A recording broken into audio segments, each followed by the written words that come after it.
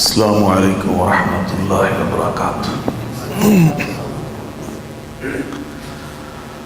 الحمد للہ رب العالمین،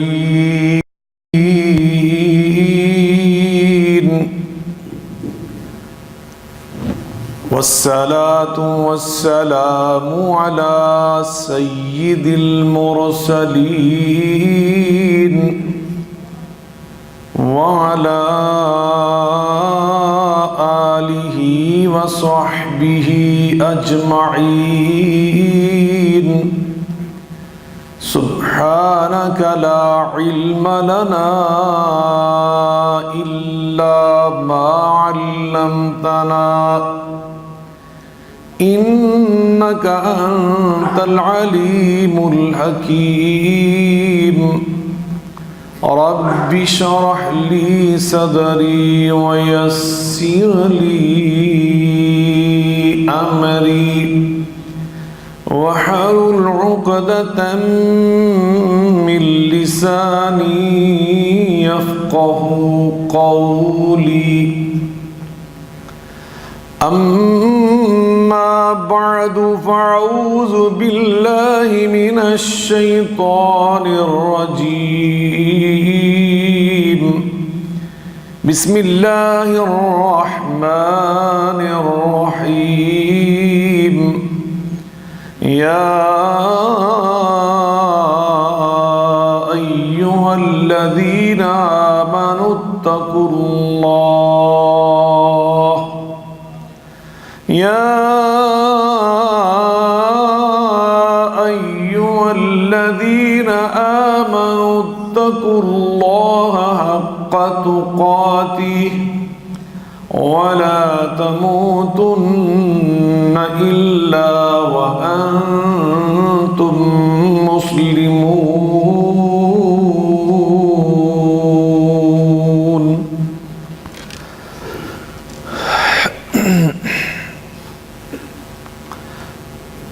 ہر قسم کی حمد و ثنا اللہ رب العالمین کی ذات بابرکات کے لیے،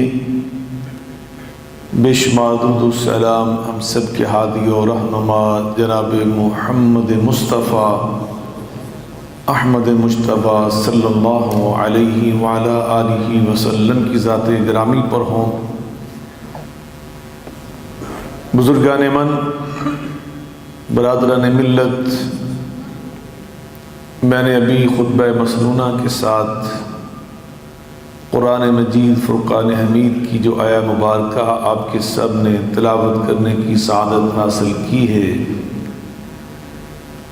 اس میں اللہ رب العزت نے ہمیں ایک ایسے عمل کی ترغیب دی ہے کہ جس کے بارے میں اللہ تعالیٰ خصوصی طور پر ارشاد فرما رہے ہیں کہ اس عمل کو اس انداز سے کرو، اس شان و شوکت کے ساتھ کرو کہ حق تقاتہ، کہ جو اس عمل کے کرنے کا حق ہے، اور اس عمل کا نام تقوی ہے۔ اور ارشاد فرمایا کہ وَلَا تَمُوتُنَّ إِلَّا وَأَنْتُمْ مُسْلِمُونَ۔ اس کے ساتھ تم اس قدر وابستہ ہو جاؤ کہ پوری زندگی اسی پہ تم کاربند نظر آؤ، حتیٰ کہ جب تمہیں موت آئے تو اسی رنگ میں تم رنگے ہوئے نظر آؤ۔ اب تقوی ہے کیا؟ اس کی بہت سارے ہمارے علماء کرام نے، ائمہ اعداد نے، اسلاف نے اپنے اپنے مبارک الفاظ میں تعریف کی ہے۔ ان سب کا خلاصہ نچوڑ یہ ہے کہ العمل بما امر اللہ، الامتثال لما امر اللہ، والاجتناب عما نہا عنہ، کہ جو اللہ نے فرمایا ہے کہ یہ کرو وہ بندہ کر کے دکھائے، اور جس سے خالق مالک اللہ رب العزت نے منع کر دیا ہے اس سے انسان باز آ کر دکھائے۔ اس کو تقوی کہتے ہیں، یعنی اللہ کی غلامی کرنے کا نام، کہ انسان زندگی کے ہر معاملے میں، زندگی کے ہر مرحلے میں، زندگی کے ہر موڑ میں اللہ کی غلامی کا حق ادا کریں، اس کو تقویٰ کہتے ہیں۔ اور اللہ تعالیٰ نے خود قرآن مجید فرقان حمید میں متعدد مقامات پر ہمیں بہت سارے انعامات اور بہت سارے اعزازات سنائے کہ اگر تم تقوی کو اپناؤ گے، میرے سچے غلام بن کر دکھاؤ گے، تو میں تمہارا خالق مالک تمہیں یہ انعام عطا کروں گا، یہ نعمت عطا کروں گا، میں خوش ہو کر تم سے راضی ہو کر تمہیں یہ شرف اور یہ اعزاز عطا فرماؤں گا۔ اور مقصود یہ ہے کہ یہ بندے تقوی کو اختیار کر لیں، یہ بندے اپنے بھلے کا عمل اپنا لیں۔ اور اللہ تعالیٰ اس ضمن میں کبھی ارشاد فرماتے ہیں وَمَن يَتَّقِ اللَّهَ يَجْعَل لَّهُ مَخْرَجًا وَيَرْزُقْهُ مِنْ حَيْثُ لَا يَحْتَسِبُ وَمَن يَتَّقِ اللَّهَ يَجْعَل لَّهُ مِنْ أَمْرِهِ يُسْرًا۔ اللہ تعالیٰ فرماتے ہیں کہ جو تقوی کو اپنا لیتا ہے میں اس کو مشکلات سے نجات عطا فرما دیتا ہوں۔ اب دنیا میں کوئی ایسا انسان نہیں ہے، آپ بڑے سے بڑے کسی خوشحال انسان کو بھی جا کر پوچھ لیں، اگر آپ اس کو جانچنا شروع کر دیں تو آپ کو بہت ساری اس کی پریشانیاں، بہت سارے افکار سمجھ آئیں گے۔ تو اللہ تعالیٰ فرما رہا ہے کہ جو تقوی کو اپنا لیتا ہے میں اللہ اس کے ساتھ یہ وعدہ کرتا ہوں کہ یجعل لہ مخرجا، میں اللہ اس کو ہر پریشانی اور مشکل سے نجات عطا فرماتا ہوں، اور ایسی نجات عطا کرتا ہوں وَمَن يَتَّقِ اللَّهَ يَجْعَل لَّهُ مِنْ أَمْرِهِ يُسْرًا، کہ میں اس کی مشکلات کو آسانیوں میں تبدیل کر دیتا ہوں۔ جو مشکل ہے، پریشانی ہے، میں اس کو خوشی میں، آسانی میں، بدحالی کو خوشحالی میں، مرض کو تندرستی میں، ناکامی کو کامرانی میں تبدیل کر دیتا ہوں۔ میں اللہ علی کل شیء قدیر ہوں۔ تقوی اپنانا تمہارا کام ہے، تمہاری مصیبتوں کو خوشیوں میں تبدیل کر دینا عرش والے کا کام۔ اللہ اکبر۔ وَيَجْعَل لَّهُ، اور فرمایا وَيَرْزُقْهُ مِنْ حَيْثُ لَا يَحْتَسِبُ، اور میں اللہ رزق وہاں سے عطا کرتا ہوں تقوی والے کو جہاں سے اس کو وہم و گمان بھی نہیں ہوتا کہ میں یہاں سے رزق کما سکتا ہوں۔ جس طرح ہماری زبان میں کہتے ہیں کہ فلاں نے مٹی میں ہاتھ ڈالا تو اللہ نے اس کو سونا بنا دیا، فرمایا میں وہاں سے تمہیں رزق عطا کروں گا کہ جہاں سے تمہیں وہم و گمان بھی نہ ہوگا۔ اور پھر اللہ تعالیٰ نے ایک مقام پر یہ انعام بیان فرمایا ان تتقوا اللہ یجعل لکم فرقانا۔ اللہ اکبر۔ فرمایا اگر تم تقوی والے بن جاؤ میں اللہ تمہیں بطور انعام فرقان عطا کر دوں گا۔ فرقان کہتے ہیں اس صلاحیت کو جو نفع اور نقصان کے درمیان فرق کرنے والی، جو اپنے اور پرائے کی تمیز کرنے والی، دوست اور دشمن کی معرفت حاصل کرنے والی صلاحیت۔ نفع کس میں ہے، نقصان کس میں ہے، اندھیرا کیا ہے، اجالا کیا ہے۔ فرمایا اگر تم تقوی والے بن جو میں اللہ تمہیں فرقان عطا کر دوں، فرق کرنے والی صلاحیت، خداداد صلاحیت، بصیرت، فراست۔ نبی کریم علیہ السلام فرماتے ہیں اتقوا من فراست المؤمن فَإِنَّهُ يَنظُرُ بِنُورِ اللَّهِ، مومن کے اندر اللہ یہ فراست پیدا کر دیتے ہیں، وہ جس چیز کو دیکھتا ہے اللہ کے نور کے ساتھ دیکھتا ہے۔ یہ اللہ تعالیٰ انعام کے طور پہ عطا کرتا ہے۔ اسی طرح ایک بہت بڑا انعام اللہ تعالیٰ یہ بیان کر رہا ہے، فرمایا کہ تقوی والوں کا میں اللہ خود دوست بن جاتا ہوں۔ جو تقوی والے بن جاتے ہیں میرے سچے غلام بن جاتے ہیں، جس طرح میں نے آپ کے سامنے واضح کر دیا الامتثال لما امر اللہ والاجتناب عما نہا عنہ، کہ جو رب نے فرما دیا اس کو کر کے دکھاؤ، جس سے منع کر دیا اس سے باز آ جاؤ۔ اسے تقویٰ کہتے ہیں، اسے غلامی کہتے ہیں۔ جو اللہ کا غلام بن جاتا ہے اللہ ان کو اٹھا کر اپنے دوست بنا لیتا ہے۔ یا قرآن مجید فرقان حمید میں اللہ تعالیٰ فرماتے ہیں الا ان اولیاء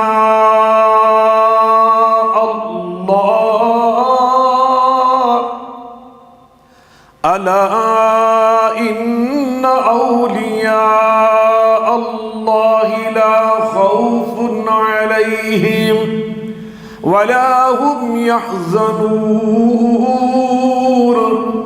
الذين آمنوا وكانوا يتقون الذين آمنوا وكانوا يتقون لهم البشرى في الحياة الدنيا وفي الآخرة لا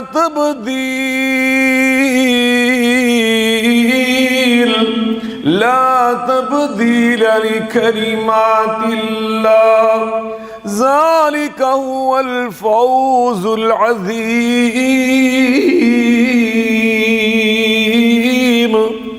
اللہ فرماتے الذین آمنوا وکانوا یتقون، جو ایمان والے اور تقوی والے بن جاتے ہیں. الا ان اولیاء اللہ، میں اللہ ان کو اٹھا کر اپنے دوست بنا لیتا ہوں، میں ان کو اپنے دوست بنا لیتا ہوں. انعامات بیان کیے، لا خوف علیہم، ان کے دلوں سے اللہ کے سوا ہر ایک قسم کا خوف نکال دیتا ہوں. ولا هم يحزنون، حزن و ملال سے نجات عطا کر دیتا ہوں، خوشیاں عطا کر دیتا ہوں. لهم البشرى فی الحیات الدنیا، ایمانی فراست اور بصیرت کا حال یہ ہو جاتا ہے.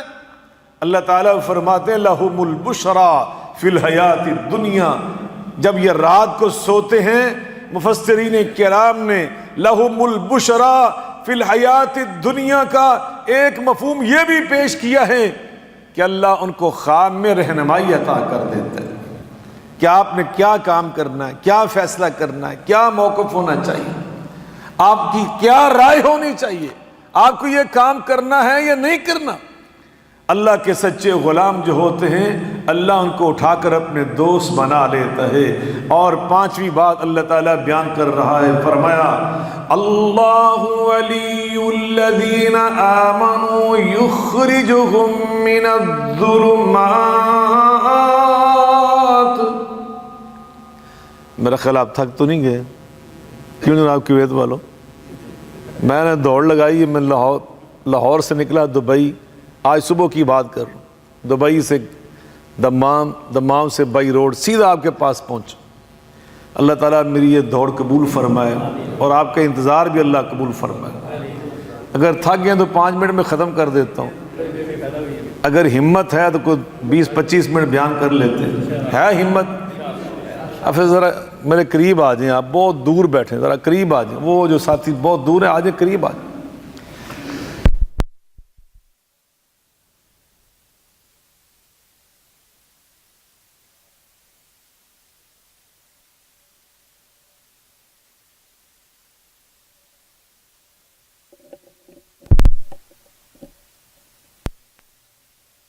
کام کاج کر کے تو برکیف اللہ تعالیٰ آپ کے اس جذبے کو، اس محبت کو، اس اللہ تعالیٰ آپ کی جد و جہد کو شرف قبولیت عطا فرمائے.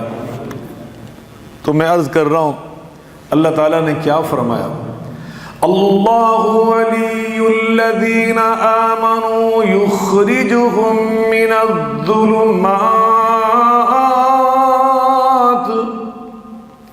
اللہ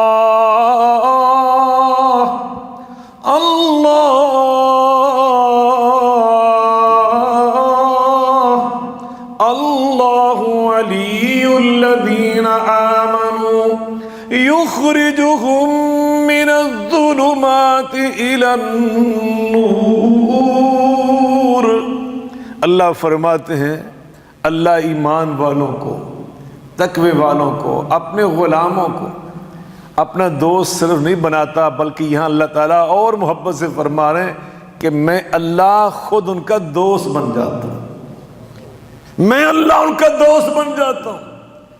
اور دوست بن کے کیا کرتا ہوں، یخرجہم من الظلمات الی النور، میں ان کے ہاتھ پکڑ کر انہیں اندھیروں سے نکال کر لا کر نور میں کھڑا کر دیتا ہوں. اللہ اکبر. وہ ٹامک ٹوئیوں کے ساتھ زندگی بسر نہیں کرتے بلکہ پورے یقین اور وثوق کے ساتھ زندگی بسر کرتے ہیں. اللہ اللہ. یا ایھا الذین آمنوا اتقوا اللہ وآمنوا برسولہ یؤتکم کفلین وآمنوا برسوله يؤتكم كفلين من رحمته ويجعل لكم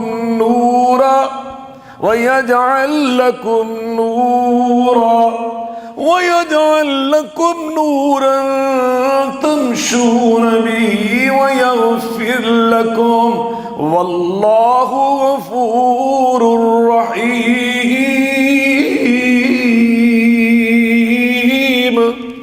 اے ایمان والو، تقوی اختیار کرو. تقوی اختیار کرنا تمہارا کام. اللہ اپنے انعامات بیان کر رہا ہے. فرمایا یؤتکم کفلین من رحمتی، تقوی کی برکت سے میں اپنی رحمتیں ڈبل ڈبل کر کے تمہارے اوپر اس کے دروازے کھول دوں گا، اور میں تمہیں نور عطا کروں گا. نور تمشون بہ، تم زندگی کا سفر اس نور میں طے کرو گے، اندھیروں میں زندگی کا سفر طے نہیں کرو گے. وَكَذَلِكَ أَوْحَيْنَا إِلَيْكَ رُوحًا مِّنْ أَمْرِنَا مَا كُنْتَ تَدْرِي مَا الْكِتَابُ وَلَا الْإِيمَانُ وَكَذَلِكَ أَوْحَيْنَا إِلَيْكَ رُوحًا مِّنْ أَمْرِنَا مَا كُنْتَ تَدْرِي مَا الْكِتَابُ وَلَا الْإِيمَانُ وَلَكِنْ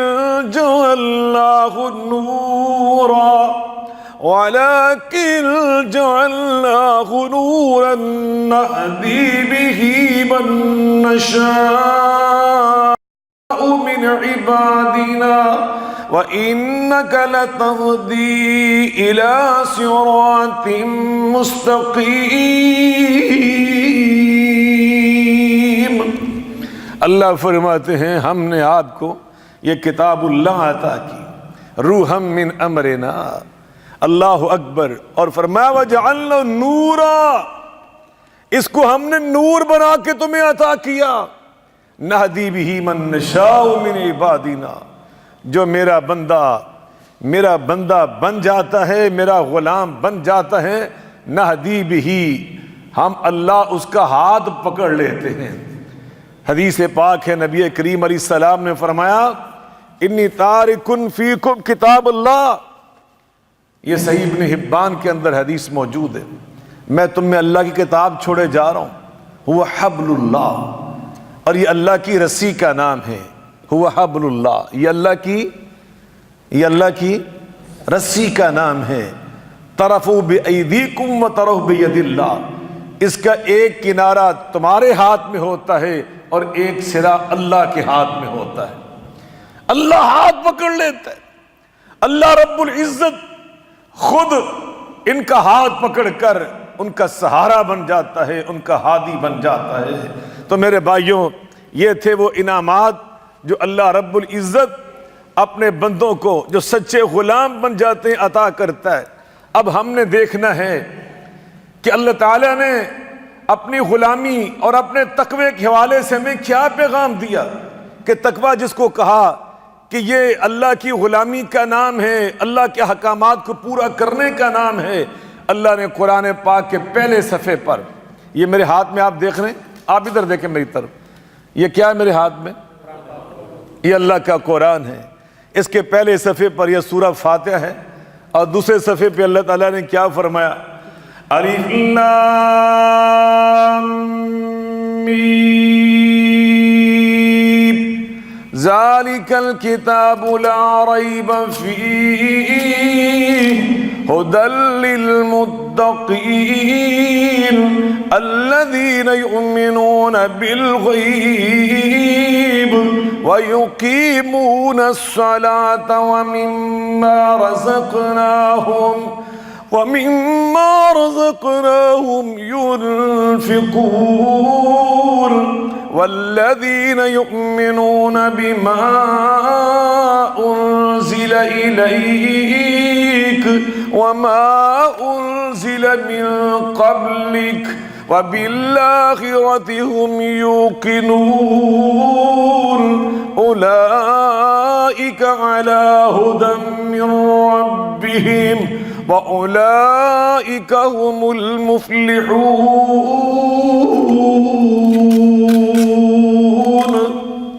اللہ تعالیٰ فرماتے ہیں ذَلِكَ الْكِتَابِ، یہ جو میری کتاب ہے نا قرآن مجید، لا ریب فیہ، یہ شک و شبہ سے بالا تر ہے، ھدی للمتقین، لیکن یہ ہاتھ اس کا پکڑتی ہے کتاب اللہ کہ جس کے اندر تقوی ہوتا ہے۔ کیا ہوتا ہے؟ مل کے بول لیں، آپ جواب دیں گے تو مجھے سمجھ آئے کہ آپ کو میری بات سمجھ آ رہی، جس میں تقوی، اللہ کی غلامی کا جذبہ۔ اب اللہ تعالیٰ فرما رہے ہیں کہ اللہ کے غلام اور تقوی والے وہ کون ہوتے ہیں؟ فرمایا الذین یؤمنون بالغیب، الذین یؤمنون بالغیب، فرمایا کہ جن کے اندر سب سے پہلی نشانی یہ ہوتی ہے کہ وہ غیبانہ اللہ سے ڈرتے ہیں، ان کا یقین کامل ہے کہ جہاں ہمیں دنیا کا کوئی انسان، کوئی طاقت، کوئی قوت، کوئی فرد نہیں دیکھ سکتا، وہاں بھی میرا اللہ ہمیں دیکھ رہا ہے۔ الذین یؤمنون بالغیب، حضرات ہم بات یہ کر رہے ہیں کہ الذین یؤمنون بالغیب کہ تقوی والا کون ہوتا ہے؟ سب سے پہلے یہ پہلا صفحہ قرآن مجید فرقان حمید کا، اللہ تعالیٰ فرماتے ہیں کہ الذین یؤمنون بالغیب، جو ایمان رکھتے ہیں غیب پر، کہ اللہ تعالیٰ کو ان آنکھوں سے نہیں دیکھا، لیکن فَإِنَّهَا لَا تَعْمَى الْأَبْصَارُ وَلَكِنْ تَعْمَى الْقُلُوبُ الَّتِي فِي الصُّدُورِ، دل کی آنکھیں، أَن تَعْبُدَ اللَّهَ كَأَنَّكَ تَرَاهُ فَإِن لَّمْ تَكُن تَرَاهُ فَإِنَّهُ يَرَاكَ، اللہ کی غلامی ایسے کیا کرو کہ جیسے تم اللہ کو دیکھ رہے ہو، اور اگر یہ تصور پیدا نہیں ہوتا تو کم از کم یہ پیدا کرو فَإِنَّهُ يَرَاكَ کہ تیرا اللہ تجھے دیکھ رہا ہے۔ إِنَّ الَّذِينَ يَخْشَوْنَ رَبَّهُم بِالْغَيْبِ إِنَّ الَّذِينَ يَخْشَوْنَ رَبَّهُم بِالْغَيْبِ لَهُم مَّغْفِرَةٌ وَأَجْرٌ كَبِيرٌ وَأَسِرُّوا قَوْلَكُمْ أَوِ اجْهَرُوا بِهِ إِنَّهُ عَلِيمٌ بِذَاتِ الصُّدُورِ أَلَا يَعْلَمُ مَنْ خَلَقَ وَهُوَ اللَّطِيفُ الْخَبِيرُ۔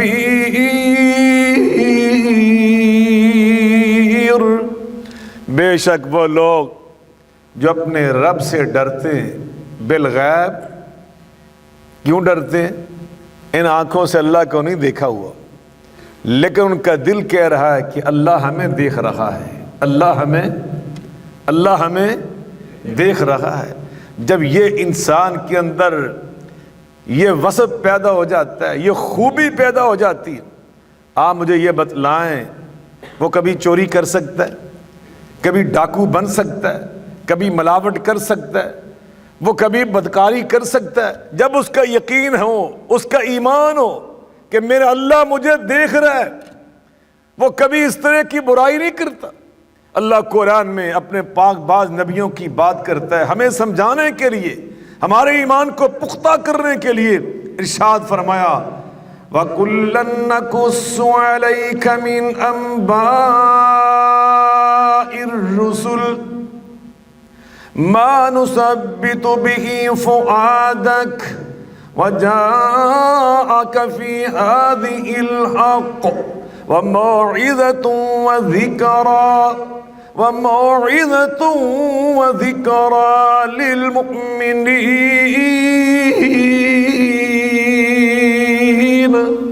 اللہ تعالیٰ فرماتے ہیں کہ ہم نے نبیوں کی باتیں قرآن مجید میں اس لیے بیان فرمائیں تاکہ تمہارا ایمان مضبوط ہو جائے، تمہیں وہاں سے سبق اور نصیحت مل جائے کہ ہم نے بھی اسی راستے پہ چلنا ہے۔ اللہ نے ایک پاک باز پیغمبر حضرت جناب سیدنا یوسف علیہ السلام کی بات قرآن میں بیان کی، اور پوری سورت اس کو انہیں کے نام سے موسوم کر کے نازل فرمایا، اور سورت میں ان کی زندگی کے متعدد گوشوں کو اللہ بیان کر رہا ہے، اور ایک اہم ترین گوشہ یہ تھا وَرَاوَدَتْهُ الَّتِي هُوَ فِي بَيْتِهَا عَن نَفْسِهِ وَغَلَّقَتِ الْأَبْوَابَ وَرَاوَدَتْهُ الَّتِي هُوَ فِي بَيْتِهَا عَن نَفْسِهِ وَغَلَّقَتِ الْأَبْوَابَ وَقَالَتْ هَيْتَ لَكَ قَالَ مَعَاذَ اللَّهِ إِنَّهُ رَبِّي أَحْسَنَ مَثْوَايَ إِنَّهُ لَا يُفْلِحُ الظَّالِمُونَ۔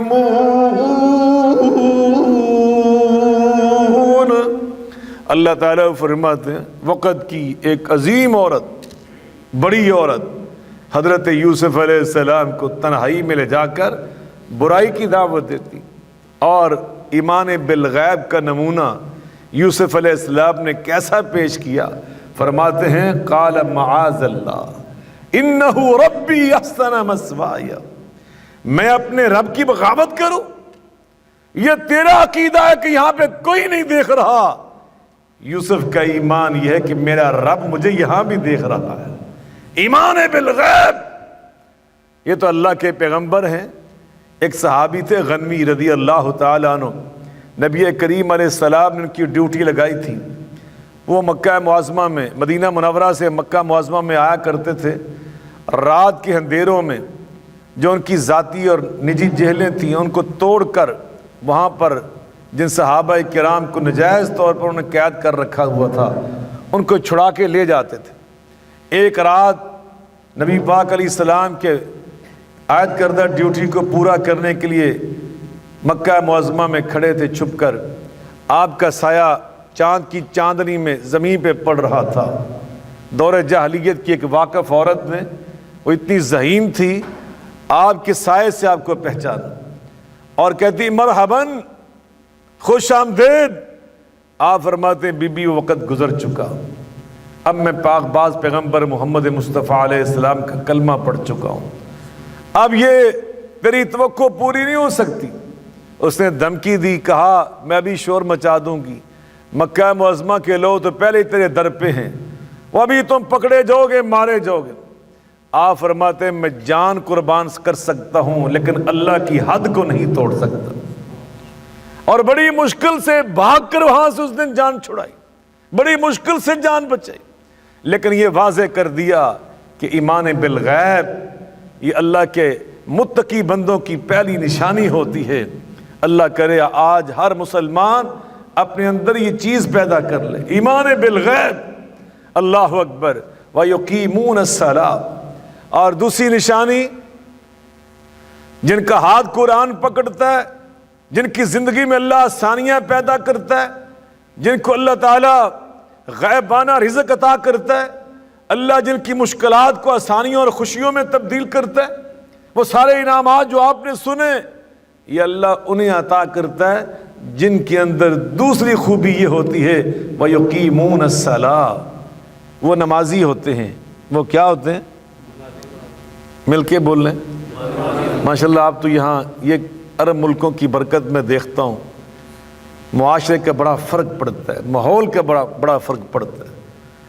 اللہ تعالیٰ یہ سلسلے قیامت تک قائم دائم رکھے، اللہ معاشروں کو برقرار رکھے، اللہ میں مزید خیر و برکت عطا فرمائے۔ کتنے میں نے پاکستان کے لوگ دیکھے، دیار غیر سے آنے والے یہاں پہ جو لوگ دیکھے، میں نے آپ سب حضرات کو دیکھا ہے، آپ اردو دان مختلف ملکوں سے یہاں تشریف لا کر رزق حلال کما رہے ہیں، محنت کر رہے ہیں، لیکن سچی بات بہت سارے لوگوں کو میں ذاتی طور پہ جانتا ہوں، وہ اپنے وطن میں رہ کر نمازی نہیں تھے، دین کے قریب نہ تھے۔ عرب ملکوں کے اس ماحول نے، کویت کے اس ماحول نے ان کو اٹھا کر الحمدللہ پختہ نمازی بنا دیا، مسجدوں میں آنے والا بنا دیا، اللہ کا دین سننے والا بنا دیا، قرآن پڑھنے والا بنا دیا۔ اللہ تعالیٰ آپ کے شوق میں مزید خیر و برکت عطا فرمائے، یہ سلسلے قائم اور دائم رہیں، آپ کی یہ کلاس، آپ کے یہ استاذ، یہ شاگرد سارے، اللہ تعالیٰ آپ کو سب کو سلامت رکھے۔ الذین یقیمون الصلاۃ ویقیمون الصلاۃ، وہ نماز قائم کرتے ہیں۔ نبی قرآن پاک میں اللہ فرماتے ہیں وَأَقِیمُوا الصَّلَاةَ وَلَا تَكُونُوا مِنَ الْمُشْرِکِینَ، نماز قائم کرو وگرنہ تمہارا نام اٹھا کر اللہ مشرکین میں درج فرما دے گا۔ نماز کی اتنی پابندی، من ترک الصلاۃ متعمدا فقد کفر، یہ اتنا بڑا گناہ ہے۔ نبی پاک علیہ السلام نے فرمایا بنی الاسلام علی خمس، اسلام کی بنیادیں 5 ہیں۔ اسلام کی بنیادیں، بنیادوں میں نماز ہے، 5 بنیادوں میں سے ایک بنیاد کا نام نماز ہے۔ ہمیں اپنے گھر میں فکر کرنی چاہیے۔ اللہ قرآن میں فرما رہا ہے وَذَكُرْ فِي الْكِتَابِ إِسْمَاعِيلَ وَذْكُرْ فِي الْكِتَابِ إِسْمَاعِيلَ إِنَّهُ كَانَ صَادِقَ الْوَعْدِ وَكَانَ رَسُولًا نَبِيًّا وَكَانَ يَأْمُرُ أَهْلَهُ بِالصَّلَاةِ وَالزَّكَاةِ وَكَانَ عِندَ رَبِّهِ مَرْضِيًّا۔ میرے پیغمبر اسماعیل جو مجھے بڑے پیارے تھے علیہ السلام، ان کی باتیں قرآن میں پڑھ کے دیکھو، وہ مجھے بہت پسند تھے اور میری ان سے جو محبت تھی اللہ نے اس کی وجوہات بیان کی۔ ایک وجہ یہ بیان کی وَكَانَ يَأْمُرُ أَهْلَهُ بِالصَّلَاةِ، وہ اپنے گھر والوں کو نماز پڑھنے کا حکم دیا کرتے تھے۔ نماز پڑھنے کا، آپ بھی اپنے دیش جب واپس جائیں، گھر چھٹی واپس جائیں، سر خود نمازیں پڑھنے کے لیے مسجد میں نہ جایا کریں، اپنے بچوں کی بھی فکر کیا کریں۔ مُرُوا أَوْلَادَكُمْ بِالصَّلَاةِ هُمْ أَبْنَاءُ السَّبْعِ وَاضْرِبُوهُمْ عَلَيْهَا وَهُمْ أَبْنَاءُ عَشْرٍ۔ نبی کریم علیہ السلام نے فرمایا اگر تمہارے بچے 7 سال کی عمر کو پہنچ جائیں، اللہ ان کو لمبی زندگی عطا فرمائے، تو ان کو نماز پڑھنے کا حکم دیا کرو۔ اگر 10 سال کی عمر کو پہنچنے کے باوجود وہ سستی کریں، کوتاہی کریں، تو پھر چاکلیٹ کے ساتھ نہیں، ٹافی گولی کھلا کر نہیں، ان کو سختی سے نماز کے اوپر لے کر آؤ، یہ تمہارا فرض ہے۔ یا ایھا الذین آمنوا قوا انفسکم واہلیکم نارا وقودها الناس والحجارہ علیہا ملائکۃ غلاظ شداد لا یعصون اللہ ما امرهم ویفعلون ما یؤمرون۔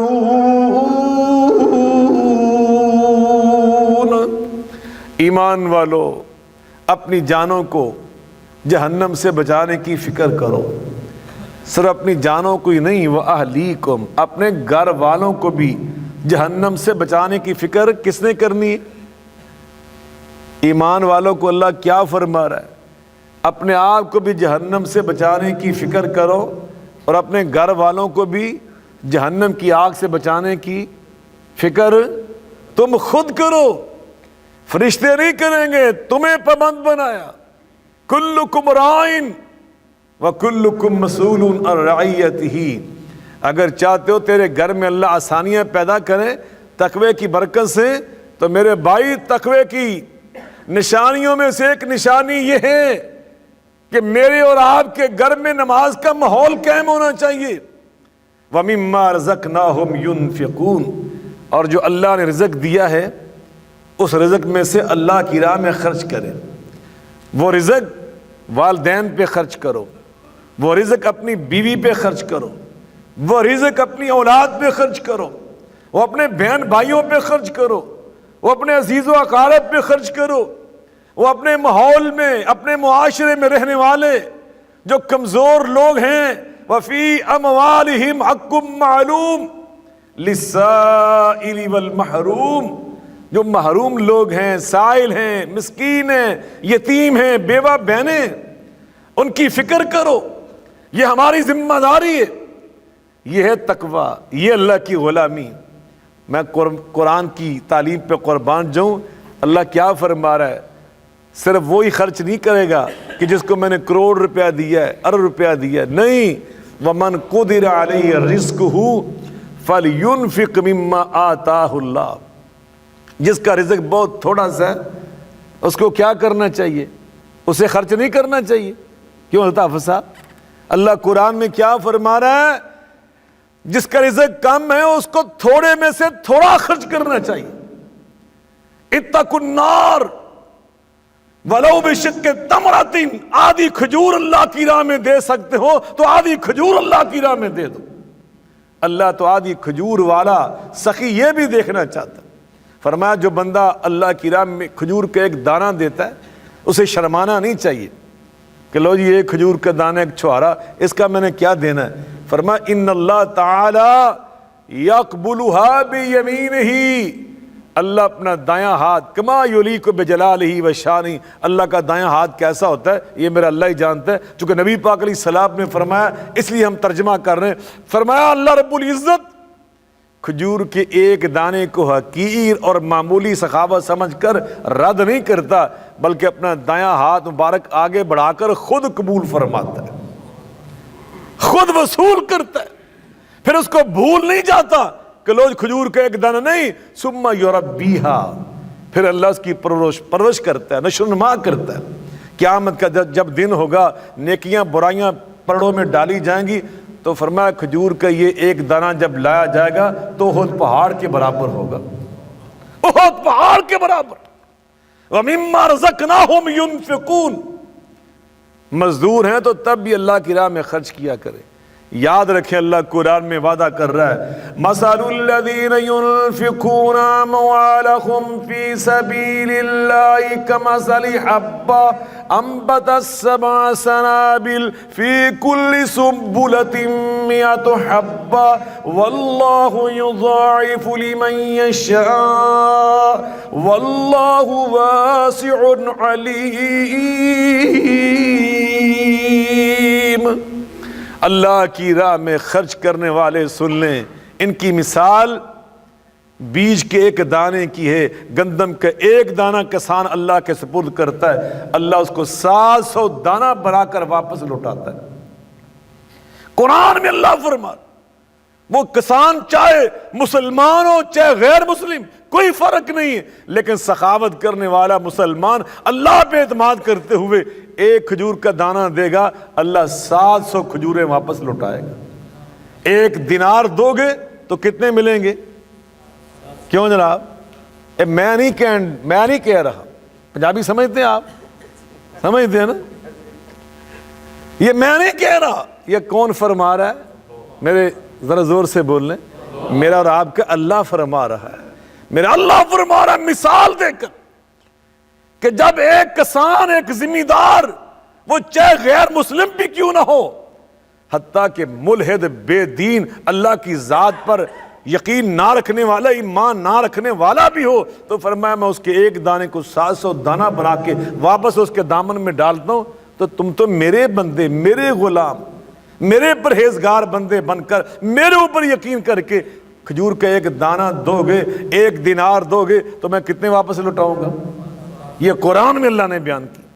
وَمِمَّا رَزَقْنَاهُمْ يُنْفِقُونَ، نبی کریم علیہ السلام نے فرمایا مَنْ أَحَبَّ أَنْ يُبْسَطَ لَهُ فِي رِزْقِهِ وَيُنْسَ لَهُ فِي أَثَرِهِ، اور ایک روایت میں نے یہ الفاظ بھی پڑھے، مَنْ سَرَّ، پہلی حدیث کا ترجمہ ہے کہ جس کو یہ محبوب ہے، اور دوسرے الفاظ کا ترجمہ جس کو یہ اچھا لگے، جس کو یہ خوش کرے، کیا ایمد فی عمرہ، اللہ اس کی عمر کو لمبا کر دے۔ چاہتے ہیں آپ عمر لمبی ہو جائے؟ کیوں جناب؟ وٹامن کی گولیاں کھاتے ہیں، کیلشیم کھاتے ہیں، اچھی خوراک کھاتے ہیں، کس لیے؟ کہ صحت اچھی رہے۔ اللہ اکبر! اگر آپ یہ چاہتے ہیں صحت اچھی رہے، عمر لمبی ہو جائے، وَيُنْسَلَوْ فِي أَثَرِهِ، عمر لمبی ہو جائے، أَن يُبْسَطَ لَهُ فِي رِزْقِهِ، رزق میں اللہ فراوانی پیدا کر دے، وسعت پیدا کر دے، تو پھر کیا کرنا چاہیے؟ فَلْيَصِلْ رَحِمَهُ، اپنے رشتہ داروں کے ساتھ تعاون کیا کرو، ان پہ خرچ کیا کرو، کوے سے جب جایا کرو ان کے لیے تحفے لے کے جایا کرو، اور ان کی عزت نفس کبھی مجروح نہ کرنا۔ وَلَا تُبْطِلُوا صَدَقَاتِكُمْ بِالْمَنِّ وَالْأَذَىٰ، کسی غریب رشتہ دار کو زکوٰۃ دی جا سکتی ہے، صدقہ دیا جا سکتا ہے، لیکن یہ ضروری نہیں ہوتا کہ آپ اعلان کرتے پھریں کہ میں نے اپنے فلاں کزن کو زکوٰۃ کا پیسہ دیا، فلاں اپنی بیوہ کزن بہن کو میں نے صدقہ دیا، یہ نہیں، ان کی عزت نفس کو کبھی مجروح نہ کرنا۔ اللہ اکبر! تو نبی پاک علیہ السلام نے فرمایا میں اللہ کا رسول گارنٹی دیتا ہوں جو ایسا کرے گا اللہ اس کی عمر لمبی کر دے گا، اللہ اس کی روزی میں برکتیں نازل فرما دے گا، تندرست کر دے گا، اللہ بیماریاں ختم کر دے گا۔ میں آپ کو یقین دلاتا ہوں، آپ ایمان پیدا کریں، کوئی بڑی سے بڑی بیماری اللہ آپ سب کو اور مجھے بھی محفوظ رکھے، جس کا کوئی علاج دنیا میں نہ ہو، آپ صلہ رحمی اس موقع پہ کر کے دیکھیں، اللہ آپ کو فوری شفا عطا کر دے۔ اپنے اندر یقین پیدا کر، اسی کا نام ایمان، اسی کا نام ایمان ہے۔ اللہ عمر لمبی کر دیتا ہے۔ وَمِمَّا رَزَقْنَاهُمْ يُنْفِقُونَ، اللہ ایسی آسانیاں نہیں عطا کر دیتا، اللہ کے غلام بن کے دکھاؤ۔ تقوی کا معنی ہی اللہ کی غلامی، اور اللہ کی غلامی جو اللہ نے فرمایا یہ کر کے دکھاؤ، یہ اللہ نے فرمایا۔ نبی پاک صلی اللہ علیہ وسلم ہر نکاح کے موقع پر 3 آیات ضرور تلاوت فرماتے تھے، ایک یہ آیہ مبارکہ جو ابھی میں نے پڑھی خطبے کے ساتھ، اور دوسری آیہ سورہ نساء کی پہلی آیت، یا ایھا الناس اتقوا ربکم الذی خلقکم من نفس واحدہ، اور آگے فرمایا واتقوا اللہ، دوبارہ فرمایا اسی ایک آیت میں واتقوا اللہ الذی تساءلون بہ والارحام، 2 بار فرمایا تقوی اختیار کرو، تقوی اختیار کرو، اور صاف فرمایا والارحام، اللہ کی غلامی کا تقاضا یہ ہے، والارحام، رشتہ داریاں کبھی نہ توڑنا، رشتہ داریاں کبھی نہ توڑنا۔ بڑے فخر سے کہتے ہیں جی اتنے سال ہو گئے میں نے اپنے بھائی کو بلایا ہی نہیں، یہ فخر کی بات ہے، اس سے تمہاری عمر کم ہو رہی، میں نے اپنے فلاں کزن کو منہ نہیں لگایا اتنے سال ہو گئے، یہ کوئی فخر کی بات نہیں، اس سے تو آپ کی جو خوشیاں اللہ تعالیٰ چھین رہے۔ اگر چاہتے ہیں اللہ خوشیاں عطا کر دے، اللہ زندگی میں آسانیاں پیدا کر دے، اپنے دل کو بڑا کریں۔ نبی پاک علیہ الصلوۃ والسلام فرماتے ہیں ثلاث اقسم علیہن، 3 باتیں میں تمہیں اللہ کی قسم اٹھا کے بیان کرنا چاہتا ہوں، حالانکہ میرا ایمان یہ کہ آقا علیہ السلام قسم نہ بھی اٹھائیں تو آپ کی بات سچی ہوتی، مگر اس کے باوجود آپ فرما رہے ہیں میں 3 باتیں قسم اٹھا کے بیان کرتا ہوں۔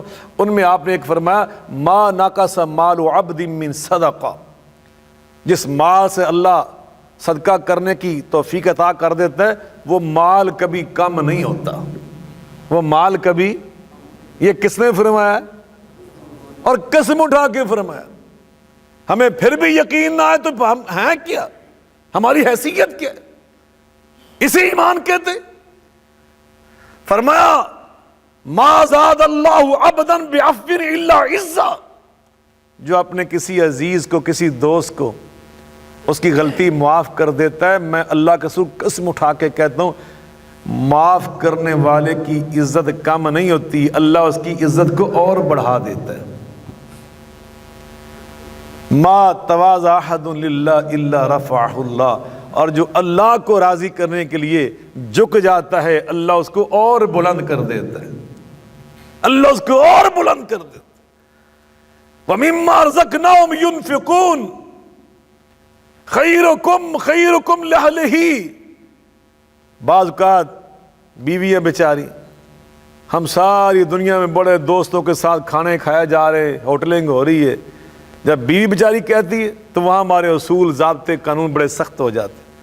نبی کریم علیہ السلام نے فرمایا تم میں سے بہترین اخلاق والا وہ بندہ ہوتا ہے کہ جو اپنے گھر والوں کے لیے بہترین اخلاق والا ہو، میٹھی زبان والا ہو، وسعت قلبی والا ہو، اور فرمایا وانا خیرکم لأہلی، اور تم میں سب سے زیادہ بہترین اپنی بیویوں کے ساتھ حسن سلوک کرنے والا، اچھا رویہ رکھنے والا میں خود محمد مصطفیٰ علیہ السلام۔ آپ فرماتے ہیں 1 دینار مسکین پہ خرچ کرو، اللہ کی راہ میں خرچ کرو، اس کا اجر، اور فرمایا 1 وہ دینار جو گھر والوں پہ تم خرچ کرتے ہو اس کا اجر اللہ کے ہاں زیادہ ہوتا ہے۔ اپنے گھر والوں کے لیے بھی فراخ دلی سے خرچ کیا کرو۔ تو میرے بھائی والذین یؤمنون بما انزل الیک، اللہ تعالیٰ فرماتے ہیں جو ہم نے آپ پہ نازل کیا، یہ قرآن کس نے نازل کیا؟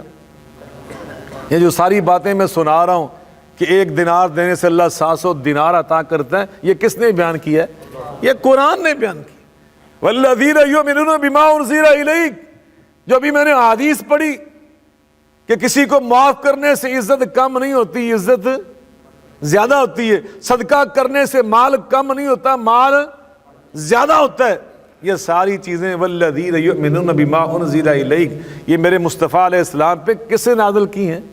یہ قرآن بھی نبی پاک پہ اللہ نازل کی، حدیث پاک بھی اللہ نے نازل کی۔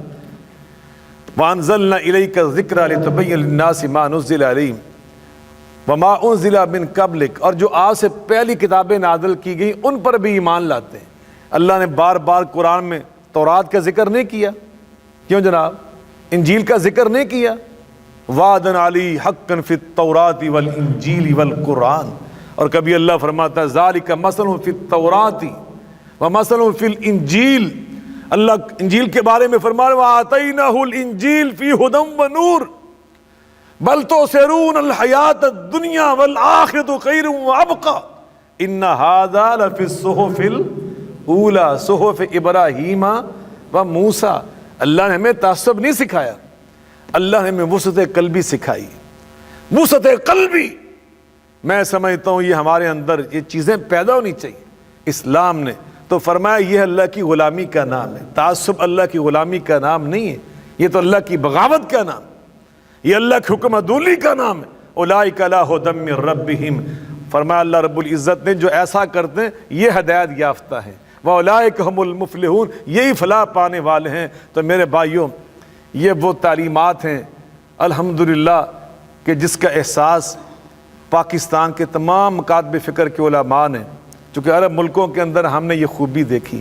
میں نے 5 سال مدینہ یونیورسٹی میں پڑھا، سال ہا سال سے میں کویت میں آ رہا ہوں، تو میں نے ان عرب ملکوں کے اندر جو وسعت دیکھی ہے کہ یہاں پر کوئی تعصب نہیں ہے، ہر مسلمان دوسرے مسلمان سے محبت کرتا ہے، ایک دوسرے کے پیچھے نمازیں پڑھتے ہیں، اور یہاں وہ فرقہ واریت نہیں ہے جو ہمارے ماحول کے اندر ہے، اور ایک دوسرے کے اوپر جو فتوے لگائے جاتے ہیں اللہ معاف کرے وہ عرب ملکوں کے اندر نہیں ہے۔ تو عرب ملکوں سے استفادہ کرتے ہوئے میں یہ سمجھتا ہوں مدینہ یونیورسٹی کی تعلیمات سے استفادہ کرتے ہوئے، مکہ یونیورسٹی کی تعلیمات سے استفادہ کرتے ہوئے، کویت یونیورسٹی کی تعلیمات اور انداز سے استفادہ کرتے ہوئے، یہاں کا جو دینی ماحول ہے، یہاں کا جو ہمارے وزارت اوقاف کویت کا جو سسٹم ہے، ان ساری چیزوں کو سامنے رکھتے ہوئے میں سمجھتا ہوں دیر آئے درست ہے۔ ہمارے پاکستان کے اندر بھی علماء کرام نے جو مختلف مکاتب فکر کے تھے، ہم نے سب نے سر جوڑ کر یہ فیصلہ کیا ہے جو ابھی آپ دیکھ رہے ہیں پیغام پاکستان کی طرف سے بھی اب یہی پیغام ہے کہ ہم نے ہر مسلمان کا احترام کرنا ہے، ہر مسلمان کا کیا کرنا ہے۔ اب دیکھیں نا، آپ میرے سامنے بیٹھے ہیں، مختلف علاقوں کے ہم لوگ ہیں، مگر کلمے نے ہم سب کو جوڑا ہوا ہے۔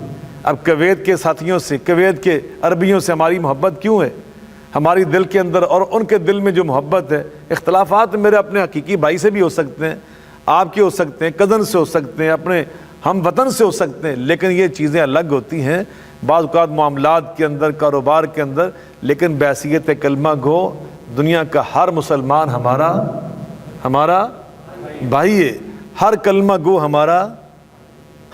گو ہمارا جس نے کلمہ پڑھ لی۔ ہم نے مدینہ یونیورسٹی میں پڑھا تھا لا نکفر احدا من اہل القبلہ، کہ جو بھی قبلے کو، بیت اللہ کو اپنا قبلہ سمجھتا ہے وہ ہمارا بھائی ہے، وہ ہمارا بھائی ہے۔ اللہ تعالیٰ یہ ماحول پورے پاکستان میں، تو ہم نے مل کے یہ کتاب تشکیل دی، اس کا نام ہے پیغام پاکستان، کہ پاکستان کا پیغام یہ ہے، تمام علماء کرام نے متفقہ طور پر اکٹھے ہو کر، تمام جماعتوں کے علماء نے مل کر یہ پیغام نشر کیا۔ بین الاقوامی اسلامی یونیورسٹی نے، جو جامعہ اسلامیہ مدینہ یونیورسٹی جس کو ہم کہتے ہیں، مدینہ یونیورسٹی کی وہ شاخ ہی ہے فیصل مسجد کے ساتھ متصل، اس نے اس کو شائع کیا ہے اور اس میں یہی پیغام دیا ہے۔ میں دعا کرتا ہوں اللہ تعالیٰ یہ جو آپ کا ماحول ہے کویت کے اندر، اللہ تعالیٰ یہ ماحول پاکستان کے اندر جیسے ہم چاہتے ہیں پوری دنیا کے اندر مسلمانوں کے درمیان اللہ اس کو اسی طرح برپا کر دے کہ ساری دنیا کے مسلمان میں اکٹھے ہو جائیں۔